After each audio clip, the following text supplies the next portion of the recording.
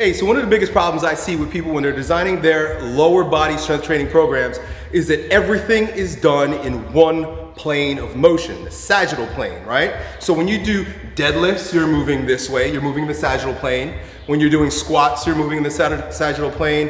When you're doing step-ups, lunges, everything is done in this plane of motion, which sort of makes sense because that's where life is lived. So you're developing the front muscles, the quads, the hip flexors, the glutes, the hamstrings. But what tends to happen is if you don't train outside of a single plane of motion, you get what's called pattern overload, which will lead to muscular imbalances that will lead to poor performance, injury, and of course, aesthetically, you want to have fully developed muscles all around, multiple planes of motion. So what I'm going to teach you today is an exercise that I teach all of my clients when they very first come in. Because the two things that we pay more attention to than anything when we first begin someone on a training program is structural integrity, which under the umbrella of movement capacity and work capacity. So increasing your general physical preparedness and your ability to move. This exercise is great for lower body in the beginning stages as well as your advancing and developing stages of training. It's called the multi-directional lunge, and I'll show it to you now. So what's really cool about this exercise, besides the fact that you're training multiple planes of motion for your lower body, is that it's a lunge, which means it's a unilateral exercise. You're also training your core stability as well as your unilateral strength or balance. Here's how it's done.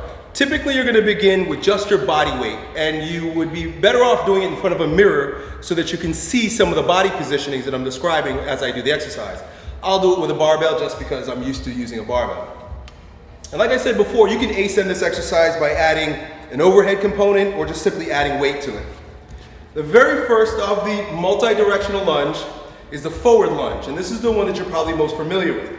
Few keys is you want to keep your hips straight ahead. You want to keep your toes and knees straight ahead, your shoulders and your eyes straight ahead as you proceed into the lunge. You see? And then come up out of it. What you want to do next is work into a transverse plane lunge. So what I'm going to do is I'm going to reach out at a 45-degree angle. Keys here are the toes are straight ahead. My hips are also straight ahead. I don't want my hips to shift. I want them to remain open. Shoulders stay square, and I drop the knee. And then bring it right back up. The next one is a frontal plane lunge or side lunge. Again, the keys here are to keep your toes, your hips, your shoulders, and your eyes straight ahead.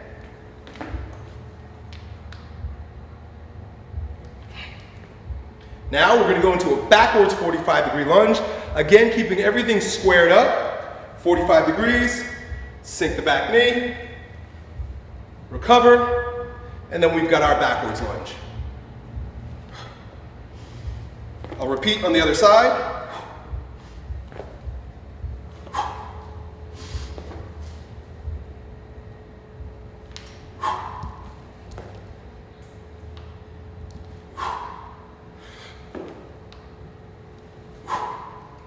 I'll go around one more time. Notice the deep requirements of kinesthetic awareness. I have to be thinking about where my body is in space while I'm doing this lunge. So you're building all kinds of performance capacity and strength with this exercise.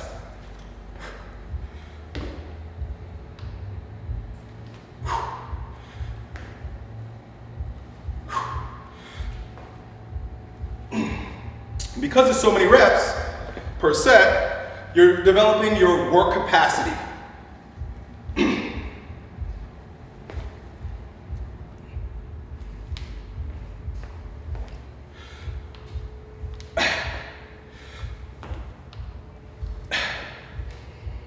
So that's it. Hey, listen, doesn't matter if you're a bodybuilder, power lifter, strongman, whatever the case may be, you're going to need functional capacity, you're going to need structural integrity, and work capacity.